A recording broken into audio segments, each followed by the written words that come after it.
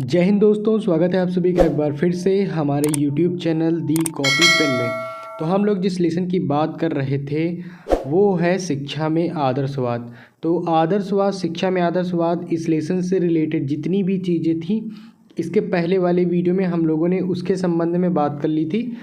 अगर आपने वो वीडियो नहीं देखा है तो जल्दी से प्लेलिस्ट पे जाइए और वहाँ पर वर्तमान भारतीय समाज एवं प्रारंभिक शिक्षा नाम से प्लेलिस्ट है, उस पर चेकआउट करिए और वहाँ से लेसन आप पढ़ सकते हैं। तो आज हम लोग इसी लेसन के कुछ महत्वपूर्ण अतिलघुत्तरीय प्रश्न हैं जिनकी पेपर में आने की काफ़ी संभावना रहती है, उनके बारे में आज हम बात करेंगे। ठीक, तो देर न करते हुए वीडियो की शुरुआत करते हैं। लेकिन आप सबको पता है, अगर आप हमारे चैनल पर नए हैं तो प्लीज़ चैनल को सब्सक्राइब कर दीजिए। ठीक, 500 सब्सक्राइबर का टारगेट तो आप ही लोग पूरा करवा दीजिए, अपने दोस्तों से भी करवा दीजिए, शेयर कर दीजिए वीडियो। कम से कम 500 सब्सक्राइबर तो हो ही जाए। ठीक, तो जल्दी से कर दीजिए आप भी अपना काम। तो अब मैं भी अपना काम शुरू करता हूँ आपको बताने का। तो यहाँ पे कुछ अतिलघुत्तरीय प्रश्न हैं जिनकी चर्चा हम करेंगे। तो चलिए, पहला प्रश्न यहाँ पे है कि आदर्शवाद की परिभाषा को कितने भागों में विभाजित किया जा सकता है। तो आप लोगों ने पढ़ा था ना 4 भागों में, जो आत्मनिष्ठ आदर्शवादी, वस्तुनिष्ठ आदर्शवादी, निरपेक्ष आदर्शवादी और पश्चात्मक आदर्शवादी। बस यही है उसका आंसर। ठीक, 4 भाग यही हैं। सेकंड है कि आदर्शवाद के प्रमुख प्रवर्तकों के नाम लिखिए। तो ये क्वेश्चन आया हुआ है और जो क्वेश्चन आए हुए होते हैं उनको तो आपको एकदम माइंड में बिठा लेना, एकदम सेट कर लेना है। ठीक, तो इसका आंसर भी वीडियो में हमने बताया था कि आदर्शवाद के प्रमुख प्रवर्तक कौन है, जैसे सुकरात, प्लेटो, डेकार्ट, स्पिनोजा तथा हीगल। ठीक, तो ये आपको कंफर्म हो गए दोनों आंसर। अगला प्रश्न है कि आदर्शवाद से संबंधित शिक्षा का उद्देश्य लिखिए। बिल्कुल सरल है।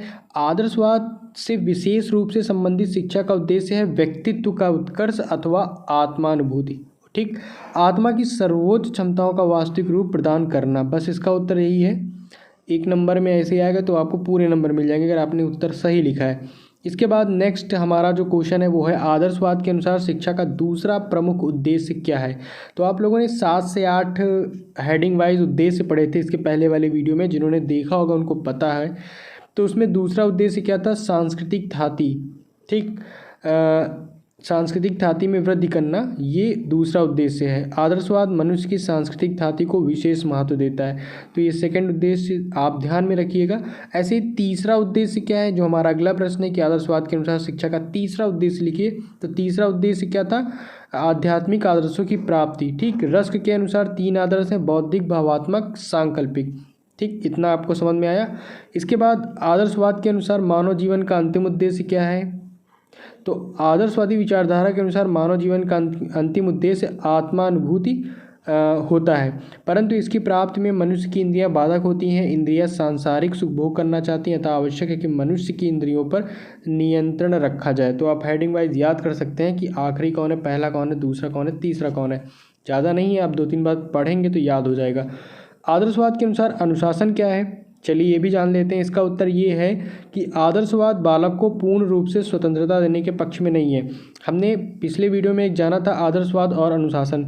तो आदर्शवाद क्या चाहता है कि भाई बालक को स्वतंत्र रूप से छोड़ना नहीं चाहता है, वो चाहता है कि बालक को एक दायरे में रखे, अनुशासन के दायरे में रखे। ठीक, उसमें ही बालक खुद का विकास करे। तो आदर्शवाद बालक को पूर्ण रूप से स्वतंत्रता देने के पक्ष में नहीं है, वे बालक को अनुशासन में रखना चाहते हैं, जिसके अनुसार बालक के आध्यात्मिक विकास के लिए उसे अनुशासन में रखना आवश्यक है।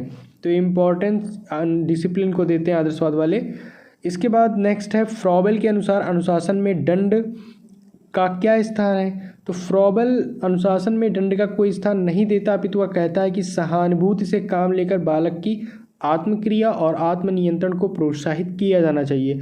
और उसने एक कथन भी कहा है कि बालक पर नियंत्रण करते समय उसकी रुचियों का ध्यान रखा जाना चाहिए एवं प्रेम तथा सहानुभूतिपूर्ण व्यवहार किया जाना चाहिए। ठीक, तो ये दंड के संबंध में जो भी कहा है उसका उत्तर ये है।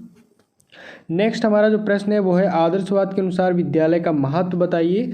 तो आदर्शवादी बालक के लिए सामाजिक पर्यावरण आवश्यक मानते हैं, वह सामाजिक पर्यावरण विद्यालय में ही मिल सकता है। ठीक, ये हो गया।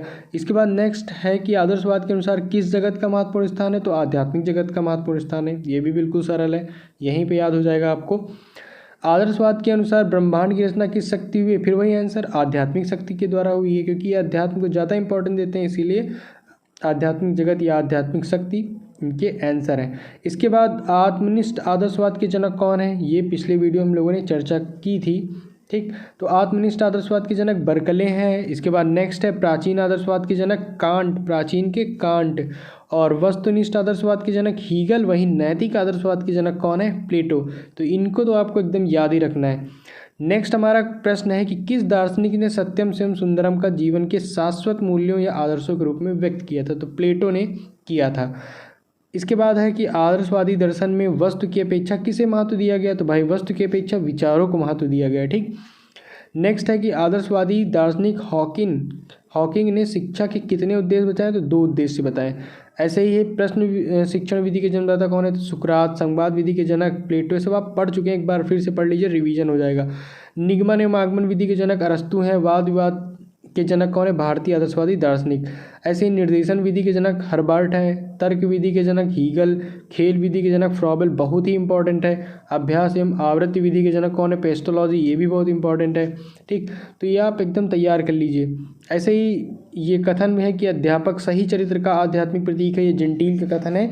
ये भी आपने पिछले वीडियो में पढ़ा था। आपको अगर आपने अच्छे से वहाँ पढ़ा तो ये सब आपको बहुत अच्छे से तैयार हो जाएगा। इसके बाद आदर्शवादी शिक्षा के प्रमुख उद्देश्य क्या है? तो आत्मानुभूति। और आदर्शवादी शिक्षा की कितनी विधियाँ हम लोगों ने पढ़ी थी? 8 विधियाँ। तो ये सिंपल सा है, 8 विधियाँ हम लोगों ने पढ़ी थी। तो यहाँ पे हम लोगों ने 28 से 29 क्वेश्चंस देखे हैं जो पेपर में आते ही हैं। अगर इस लेसन से बनते हैं तो लगभग यहीं से इसे ही क्वेश्चन आते हैं जिस प्रकार से आपने पढ़ा है। अगर दोनों वीडियो आपने अच्छे से देखा है, जो वीडियो बन रही है इसको अच्छे से सुना है, इसकी पहले वाली वीडियो आदर्शवाद के संबंध में वो भी अच्छे से देखा, तो आपकी तैयारी इस लेसन में बढ़िया है। ठीक, बाकी आप सारे वीडियो अच्छे से देखिए, समझिए, पेपर के लिए बहुत इंपॉर्टेंट है।